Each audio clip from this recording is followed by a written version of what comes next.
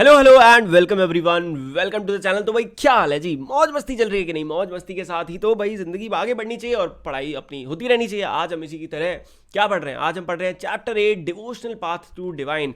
क्या मजेदार तरीके से यार हमने क्लास 7 की हिस्ट्री ऑलमोस्ट खत्म करने पे आ गए हैं। बस 3 चैप्टर रह गए हैं यार, वो भी हो जाएंगे। तो अगर आपने पहले की वीडियोस नहीं देखी हैं तो जाके देख लो यार। मार्केटिंग स्ट्रैटेजी थी भाई अपनी, है ना कुछ बात। चलो बिना किसी देरी के मौज मस्ती के साथ पढ़ाई शुरू करते हैं। आज हम पढ़ रहे हैं बहुत ही इजी तरीके से डिवोशनल पाथ टू डिवाइन। तो पूरी तरह कहानियां नहीं होने वाली इसमें। क्या बोल रहा हूं मैं, समझ रहे हो? कुछ ऐसे हिस्ट्री के चैप्टर थे जैसे मुगल वाला, मस्त कहानियां थी, याद हो गया पूरा। बट ये ऐसा नहीं है, इसमें आपको फैक्ट्स मिलने वाले हैं। तो दिमाग थोड़ा खोल के रखना, जो जो मैं बताऊं वो सुनते रहना और समझ लो मार्क्स आने ही आने हैं। Since the 8th century, the legacy of various kind of bhakti and Sufi movement have evolved। यानी कि 8th सेंचुरी के बाद से ही अलग अलग तरीके के भक्ति और सूफी मूवमेंट आते रहे हैं। किस तरीके के मूवमेंट? भक्ति यानी कि किसी एक राजा को मानना, किसी भगवान को मानना। सूफी मतलब इस तरीके से किसी एक को पूरी तरह अपना डिवाइन गॉड मान लेना। तो what is the idea of supreme god? Before the existence of large kingdoms, different groups of people worshipped their own gods and goddesses। Simple सी बात है, जब तक बड़े बड़े किंगडम्स जैसे मुगल या फिर इस तरीके के जो शासन है वो नहीं आए थे, मतलब एकदम बड़े बड़े नहीं बने थे, उससे पहले जो छोटे छोटे लोग थे वो छोटे छोटे ग्रुप में अपने खुद के भगवान माना करते थे। किसी ने किसी पहाड़ को भगवान मान लिया, किसी ने गाय माता को मान लिया, किसी ने कुछ मान लिया, किसी ने कुछ मान लिया। सबके अपने अपने बिलीफ थे। The belief that social privileges came from birth in a noble family or a high caste was the subject of many learned texts। अब देखो चीजें कहां से आई। एक ऐसा बिलीफ क्या कि सोशल प्रिविलेजेस यानी कि सोसाइटी में कुछ आपको क्या पर्क्स मिलना, कुछ अच्छे से बेनिफिट्स मिलना, ये कहां से आया? कि अगर आप किसी अच्छी फैमिली में, हाई कास्ट की फैमिली से बर्थ होगे तो आपको सोसाइटी में कुछ वो मिलेंगे, कुछ फायदे मिलेंगे, कुछ उच्च उच्च स्तरीय आपको वो मिलेगा, ट्रीटमेंट। समझ रहे हो? ये कहाँ मिला? फ्रॉम मेनी लर्नेड टेक्स्ट, यानी कि बहुत सारे लोगों ने ऐसा लिखा अलग अलग अपने बिलीव्स के through. Many people were uneasy with such ideas and turned to the teachings of Buddha और जैन। और सिंपल सी बात है भाई, कुछ लोगों को ये सेम आइडिया कि भाई कोई ऊंचा कोई नीचा नहीं पसंद आया, तो उन्होंने क्या अपनी टीचिंग्स अपना ली? बुद्धा की और जैन लोगों की।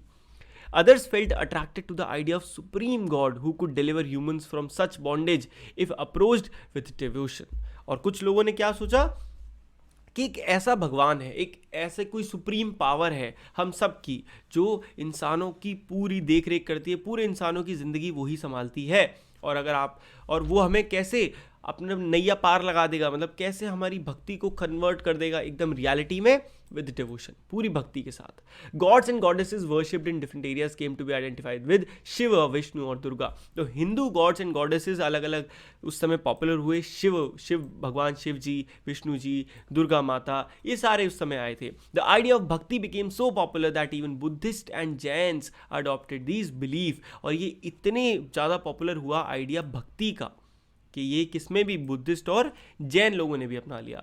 अब अ न्यू काइंड ऑफ भक्ति इन साउथ इंडिया। अब ये नयनार्स एंड अलवर्स के बारे में पढ़ते हैं। ये कुछ अलग तरीके की भक्ति होती थी साउथ इंडिया में। Let's learn about it.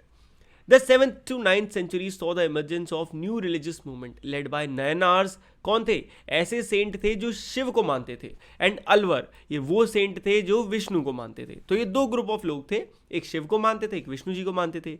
The Nayanars and Alvars went from place to place composing exquisite poems in praise of the deities. आज के टाइम पे जो हम क्या गाते हैं, मंत्र गाते हैं और इस तरीके की जितने भी जाप करे जाते हैं, वो कौन बनाते थे? ये वही लोग थे, ये उनका ग्रुप था। ये जगह जगह जाते थे और भगवान की भक्ति में पोएम्स बनाते थे, गाने बनाते थे और उनको गाते थे।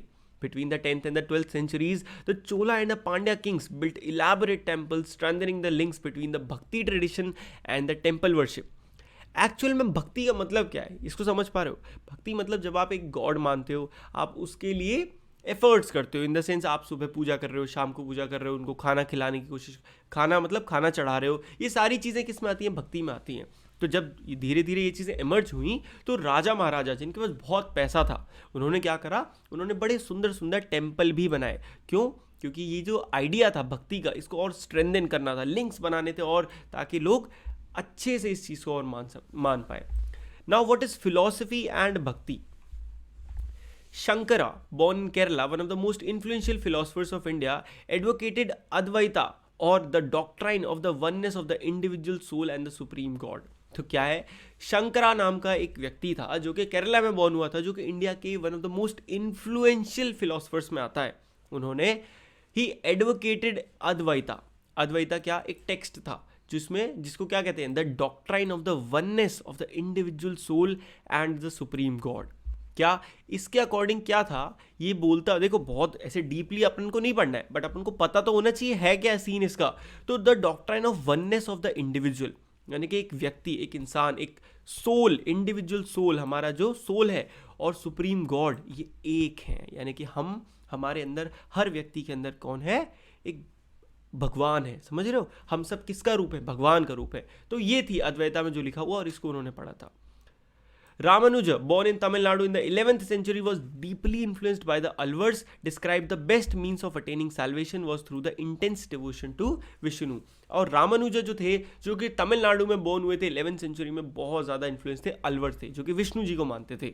और अकॉर्डिंग टू देम, अगर आपको मोक्ष, सैल्वेशन मतलब मोक्ष प्राप्त करना है, तो आपको भगवान विष्णु की डट के पूजा करनी चाहिए। Next is Basavanna's and Virashaivism. तो होता क्या ये, Virashaiva movement initiated the Basavanna and his companions like Allama Prabhu and Akka Mahadevi. ये क्या था, देखो एक वीरशैव मूवमेंट था, वीरशैव मूवमेंट जो कि शुरू किसने किया था, बसवन्ना और उनके जो कंपेनियंस थे, कौन कौन थे, अलमा प्रभु और अक्का Mahadevi. This movement began in Karnataka in the mid of the 12th century. The Veer Shaivas argued strongly for the equality of all human beings and against Brahmanical ideas about the caste and the treatment of women. जो ब्राह्मण समाज था ना, हिंदुओं का ब्राह्मण समाज, उन्होंने कुछ इस तरीके की चीज़ें बना दी थी, जैसे कास्ट सिस्टम, और मर्द ऊपर होने चाहिए, औरतें घर में रहनी चाहिए, इस तरीके की चीज़ें देखो सब नहीं मानते थे सोसाइटी में। तो जो वीर शैवा थे ना, ये इस चीज़ को बिल्कुल नहीं मानते थे, और ये स्ट्रांगली इस चीज़ के खिलाफ थे। ये मानते थे इक्वालिटी होनी चाहिए हर ह्यूमन बींग्स में, चाहे वो लड़की हो, लड़का हो, हिंदू हो, या कुछ भी हो, हर इंसान बराबर होना चाहिए। ठीक है, तो कौन सा था ये मूवमेंट, बसवन्नास का वीर शैवा मूवमेंट था, वीर शैविज्म कहते हैं इसको। Next is the saint of Maharashtra. Maharashtra की सेंट की बात करें तो 13 से लेकर 17th सेंचुरी तक Maharashtra saw great number of saint poet such as Dnyaneshwar, जिसको ज्ञानेश्वर भी कहते हैं, Namdev, Eknath, Tukaram, as well as women like Sakubai and the family of Chokhamela who belong to the untouchable Mahar caste. तो महाराष्ट्र में इस टाइम पे ना बहुत सारे सेंट कौन होते थे, जो भगवान की पूजा करते थे और लोगों को सही पाथ पे डाइवर्ट करते थे। तो दयानेश्वर, जिनको ज्ञानेश्वर के नाम से, नामदेव, एकनाथ, तुकाराम, और कुछ वुमेन जैसे कि सकुबाई और चोकामेला, ये जो लोग थे ना, इवन ये चोकामेला थी तो अनटचेबल कास्ट से थी, ऐसे भी लोग सेंट्स बन के निकल के आए। These saint poets rejected all forms of ritualism.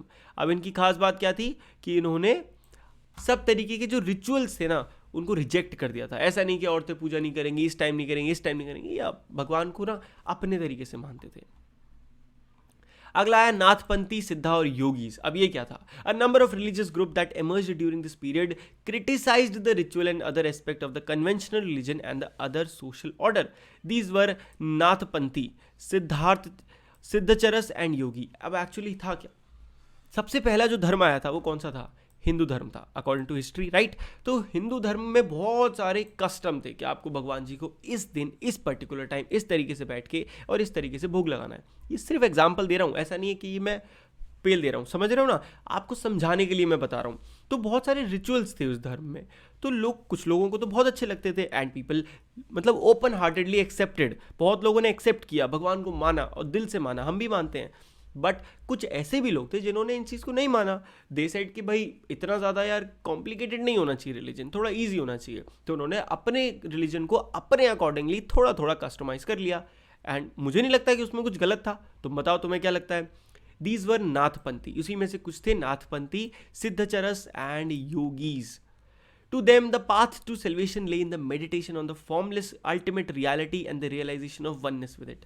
अब इन लोगों ने क्या माना, इन लोगों ने माना कि मोक्ष का जो रास्ता है असल वो क्या है, वो है meditation on the formless ultimate reality. Formless ultimate reality मतलब जैसे कुछ लोग भगवान को शिव के रूप में देखते हैं, कुछ लोग भगवान को विष्णु के रूप में देखते हैं। इन लोगों ने माना कि अल्टीमेट रियलिटी भगवान है। मतलब इन्होंने भी सुप्रीम गॉड को माना, बट इनके लिए वो फॉर्मलेस थे, मतलब उनका कोई फॉर्म नहीं था कि भगवान के रूप में, किसी के रूप में, ये बस रियलिटी को मानते थे। And the realisation of oneness with it, और ये रियलाइज करना कि मैं और ये सुप्रीम पावर एक हैं, हम सब एक एनर्जी हैं, इस तरीके की चीज़ें, और मेडिटेशन। ठीक है, अगला जो धर्म आता है वो आता है इस्लाम एंड सूफिज्म।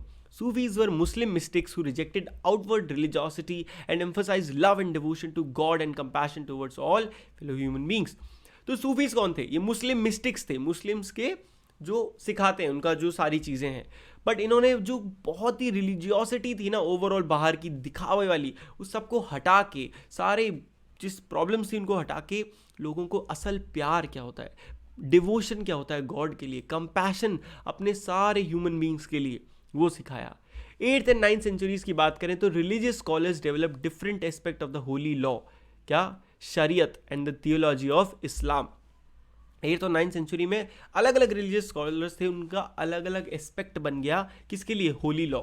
इस्लाम में होली लॉ यानी कि एक ऐसी किताब है शरीयत की जिसमें रूल्स लिखे हुए हैं जो एक व्यक्ति को करने चाहिए, जो नहीं करने चाहिए। अब उसमें अलग अलग उनकी थ्योरीज बन गई, कोई कुछ मानता था, कोई कुछ मानता था, किसी ने कैसे इंटरप्रेट किया, किसी ने किसी तरीके से। The Sufis often rejected the elaborate rituals and codes of behaviour demanded by Muslim religious scholars. तो जो सूफी लोग थे ना, उन्होंने रिजेक्ट कर दिया जो वही सेम चीज़ हिंदू वाली थी ना, सेम ही, अब ऑलमोस्ट चीज़ें सेम ही होती हैं कि भाई बहुत सारे रिचुअल्स की क्या ज़रूरत है। मेन चीज़ जो है ना, जो कोर है किसी रिलीजन का, वो क्या है, भाईचारा, प्रेम से जीना, सुकून से जीना, यही तो है। तो बस वो डायरेक्टली लोगों को वो समझाते थे। A large number of Sufis from central Asia settled in Hindustan from the 11th century onward, which is now nothing but our country India. The Sufi masters held their assemblies in their खानगास, इसको कैसे बोलेंगे, खानगास, समझ रहे हो, and हॉस्पाइसिस कुछ नहीं, वो जो जगह जहाँ पे वो अपनी असेंबलीज रखते थे, और दरगाह टाइप की है ना, वहाँ पे वो लोगों को सिखाते थे अपनी पोएम्स वगैरह एंड ऑल सब कुछ ये सब। नेक्स्ट इज न्यू, ओहो मैंने तो काट ही दिया, new religious development in the north India. North India में नए रिलीजियस डेवलपमेंट्स क्या हुए? The period after the 13th century saw a new wave of bhakti movement in the north India. एक नया ही वेव आई भक्ति मूवमेंट की। People specially craft persons, peasant, trader and labours thronged to listen to these new saints and spread their ideas. अब जो ऐसे लोग थे, मिडिल क्लास लोग, craft person, peasant, trader, labour, ये सारे जुट चुके थे इस चीज़ में, इन नए सेंट्स को सुनने के लिए और इनके आइडियाज़ को स्प्रेड करने के लिए। सम of them like Kabir, Baba Guru Nanak rejected all Orthodox religion. अब इनमें से कौन लोग थे? कुछ कबीर थे, कबीर के दोहे आप सबने नाम सुना होगा ना, इवन चैप्टर भी होगा हिंदी में कबीर के दोहे। और बाबा गुरु नानक, ये कुछ ऐसे लोग थे जिन्होंने सारे ऑर्थोडॉक्स रिलीजन जितने भी थे ना, कट्टरवाद, वो सबको बंद कर दिया कि नहीं, एक इंसान की तरह क्यों ना जिए, है ना, ये सिखाया इन्होंने। Others like Tulsidas, Surdas accepted existing belief and practices but wanted to make these acceptable to all. उसके अलावा भी कुछ थे जैसे कि तुलसीदास, सूरदास, ये बहुत बड़े बड़े राइटर हैं। आज के टाइम पे हम इनकी जो टेक्स्ट है वो पढ़ते हैं, पर ये इन्होंने क्या, धर्म को माना जैसा वो था, बट इन्होंने इस तरीके से लोगों को समझाने की कोशिश करी कि लोग ज़्यादा से ज़्यादा लोग उसे एक्सेप्ट कर पाए प्यार से। This tradition also included saints like Dadu Dayal, Ravidas और मीराबाई जैसे लोग भी इसी नए वाले उसमें थे। A unique feature of the most of saint is that their works were composed in regional language and could be sung. अब इनकी अच्छी बात क्या थी, ये जो भी चीज़ें सोचते थे उसे in the form of songs में लिख देते थे, सो दैट लोग उसे गा पाएँ तो समझ पाएंगे तो याद रख पाएंगे। Is that clear? चलो अब हम बात करेंगे क्लोजर लुक कबीर को। Kabir, who probably lived in the 15th 16th century, was one of the most influential saints. Can you believe it? Kabir आज के टाइम पे भी कितना, सॉरी माइक हिल गया था, कबीर आज के टाइम पे भी कितना यार कूल नेम है, राइट? अब आप सोचो 15th 16th सेंचुरी में one of the most influential saint थे वो उस टाइम के। He composed vast collection of verses called sakhis and pads which was sung by wandering bhajan singer. तो होता क्या था, उन्होंने उस टाइम पे बहुत से ऐसे वर्ड्स जिन्हें सखी और पद कहा गया, सूरदा, ऐसे सुना होगा ना आपने, कबीर के पद, कबीर के दोहे, वो जो चीज़ें उन्होंने लिखी वो ऐसी थी कि भजन सिंगर, जो भजन गाने वाले लोग थे ना, वो चलते फिरते नाचते गाते उनको गाते जाते थे और बहुत एंजॉय करते थे। His teachings openly ridiculed all forms of external worship. और उनकी जो टीचिंग्स थी ना वो बहुत ज़्यादा अगेंस्ट में थी एक्सटर्नल वर्शिप के। वो मानते थे इंसान अंदर से भक्ति करता है, ना कि बाहर के दिखावे से। अ क्लोजर लुक अब है हमारा लास्ट टॉपिक आई थिंक, वो है बाबा गुरु नानक जी के ऊपर, जिन्होंने कौन सा धर्म लाया, सिखों का। बाबा गुरु नानक 1469 से 1539 तक इनकी जो लाइफ थी, born at Talwandi and travelled widely before establishing a centre at Kartarpur, ठीक है। Before his death in 1539 Baba Guru Nanak appointed one of his followers as a successor known as Guru Angad. अपने डेथ से पहले उन्होंने गुरु अंगद को अपना सक्सेसर घोषित कर दिया था। Guru Angad compiled the compositions of Baba Guru Nanak and added a new script known as Gurmukhi. जितनी भी चीजें बाबा गुरु नानक ने कही थी, गुरु नानक जी ने जो गुरु अंगद थे उन्होंने क्या करा, उन्होंने सबको कंपाइल करा उन सारे कंपोजिशन को, और उसमें अपनी स्क्रिप्ट भी एड्स करी, गुरुमुखी बनाई। The number of Guru Nanak's follower increased through the 16th century under his successor. और उनके सक्सेसर्स जो आए, बाकी जो 9 गुरु थे, जब जैसे जैसे वो आते गए वैसे वैसे सिखों के जो फॉलोअर्स थे वो बढ़ते चले गए। By the beginning of the 17th century, the town of Ramdaspur, जो आज के टाइम पे अमृतसर है, had developed around the central gurdwara called Harmandir Sahib. और जो हरमंदर साहिब बनाया गया था, जो आज के टाइम पे सबसे ब्यूटीफुल टेम्पल, गोल्डन टेम्पल है, temple in the sense gurudwara, वो उस समय कहाँ था, अमृतसर। इस तरीके से वो क्या बन गया, गोल्डन टेम्पल बन गया। The Sikh movement began to get politicized in the 17th century, but Sikh movement को politics में उतार दिया गया 17th century आते आते। Guru Nanak emphasized the importance of worship of one God. He insisted that caste, creed, gender was irrelevant for attaining liberation. Once again वो क्या मानते थे, एक भगवान को मानो, पर ये सब इंसान को ना बांटो मत, छोटे छोटे उनमें। हम सबको एक ही अल्टीमेट टारगेट है, वो है मोक्ष प्राप्ति। तो बस उसके लिए काम करते हैं। एंड विद दिस हमने चैप्टर खत्म कर लिया है। आप फटाक से अब मेरे को कमेंट करके बताओ, जो सो गए थे वो फटाक से उठ जाओ और मुझे बताओ क्या भैया मज़ा आया कि नहीं आया। मज़ा आया तो फटाक से कमेंट करो और वीडियो को लाइक कर दो।